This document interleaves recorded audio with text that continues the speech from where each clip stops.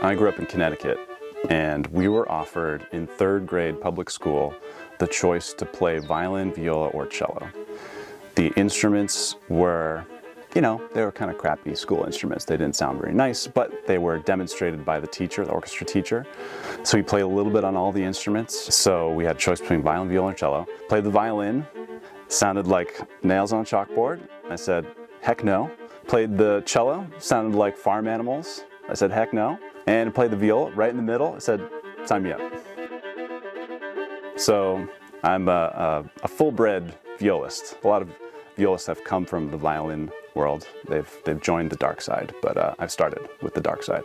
And then in 4th grade, I remember one day, Mr. Ribbons, the orchestra teacher, he goes, you. And I thought I was in trouble. And he goes, you're going to be in the school trio. And I went, oh, wait, that's good, right? But I remember that moment, and I remember thinking, oh, this is a tool to get attention. You know, as a little kid, you want to get attention. So my parents were musicians. My mom played violin growing up. She sang in the church choir, and my dad played trombone. And so I think the craft of the instrument, of playing the instrument, is having all those pathways open, those channels open, so that when you do just feel kind of raw feeling, it goes through and it translates well.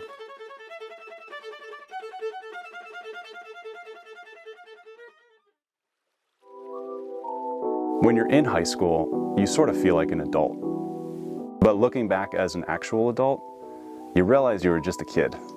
And so it is strange to me even now that we make kids decide where they want to go to college as kids. Like, it could really affect your life. And so there's a lot of people obviously that sign up to go to music school and then decide, I don't want to do this. And then maybe they've spent a lot of money on something that they're not going to be able to use professionally. And I don't feel like I really chose it. I feel like it kind of chose me in a weird way. Like, I had just gone with the flow. So I just found myself practicing and auditioning for music schools. And then I got in. And as soon as I got to Eastman, as soon as classes start, I went, oh yeah, this is right. This is for me. I found my people. The field has changed since I was in music school, but I think what I remember thinking at that time was that you had a few choices. You could graduate from music school, and if you're going to pursue a performing career, you could audition for orchestras, you could become a chamber musician and form a group, or you could become a soloist. I play viola, so the soloist option is not an option. There's hardly any viola soloists. So when I graduated, like I said, I was living with my parents in Connecticut for a year, and I didn't have an income. I wasn't established. And I learned in that year the power of word of mouth, of making, you know, professional connections and meeting people that could help you get more gigs. So it sort of became a little bit of a game, like, who can I meet? What concert do I want to go to meet the person that's gonna maybe get me the next gig?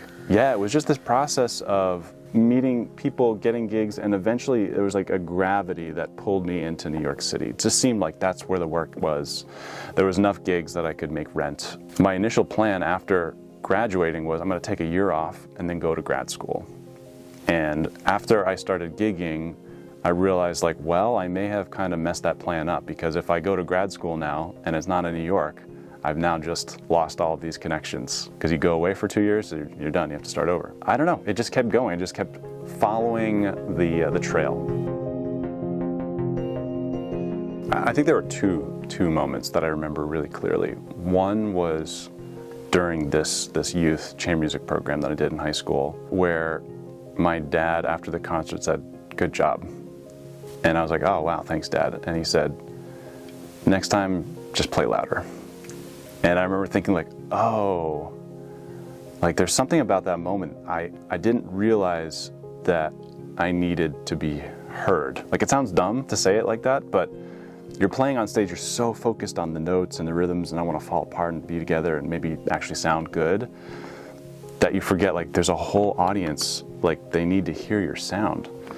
Something about that made me realize, like, there is a power and a depth in creating sound on the viola that is needed in order to be really heard as an artist. The violin, especially in a chamber music group, will always soar and sing to the back of the hall.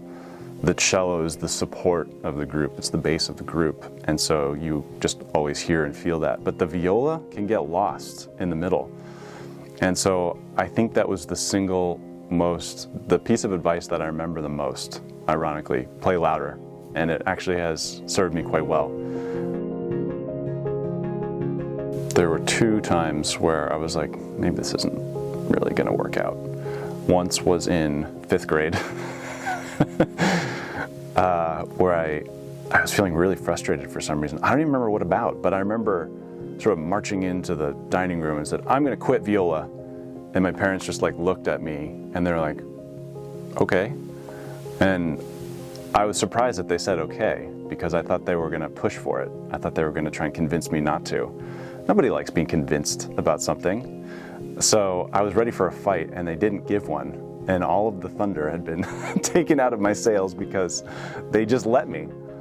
And then so maybe a week or less went by and I just didn't quit. I just kept playing because I think I didn't really want to quit. I just wanted to fight with them. I didn't feel like I had a personal voice. Playing in a chamber group was great. It was a career path. I had supportive friends and colleagues. It was a great working environment. But all of them at the time were doing these really cool projects outside of the group. And I remember feeling like, I don't know how I'm gonna develop myself as an artist. So I felt a little lost. I felt a little bit like I didn't really know who I was trying to be as a musician. I would say recording was the thing that brought me to a place where I could explore that question. I would say that doing a career to get the awards and get the honors and the distinctions is a bit of a trap. It's a really easy trap to fall in because it's how we recognize musicians. It's how we recognize people in other fields too. We make ceremonies, we make awards, and we give those awards. And so it becomes easy to think like, well, that's what I'm going for. It feels great to win them, and it can really help your career to win or be nominated or stuff like that. But in the end, they don't actually like take up that much, they don't have that much weight. Like you win the thing and then a year later you're like, okay, yeah, I guess I won the thing. You're still playing your music. And so the music is always the most important thing, is do you feel connected to your music? Do you like listening to yourself? If you as a person aspiring to be a musician can like your own sound, then that's kind of all that's important. If you find that you aren't being afforded the concerts at which you want to play, meaning the opportunities just aren't coming, you've still won because you like your sound, like you like listening to yourself. So you can go play and enjoy it. There's nothing worse than playing a bad concert where you don't play well and people come up to you afterwards and say, that was so lovely. Because you just want to tell them, no, it wasn't. I played bad. I didn't enjoy myself. You don't want to take that away from them because they enjoyed it, and that's beautiful. But there's this kind of duality where you're trying to go for your standard, and the audience, a lot of times, doesn't have any clue of that. Starting with, do you like your own sound, is maybe the most crucial thing. Instrument insurance is crucial. I remember before my instrument was insured, I was at a wedding gig somewhere downtown. We were just sort of setting up with all the stuff, and I remember a pipe literally fell, like it was like a 8-foot pipe, just bam, right on my viola. Right on the, I don't have it out, but the chin rest. It was in my case, and it went poof, like that. And I remember thinking, oh my God. Oh my God. I didn't have words, just oh my God. I was like, what am I gonna do? Like, do I have a viola? Do I need to sue this person? Like, how does this work? I don't understand what to do right now. It made me realize how incredibly, how much we need and depend on our instruments, which are, you can't just go to the store and get another one.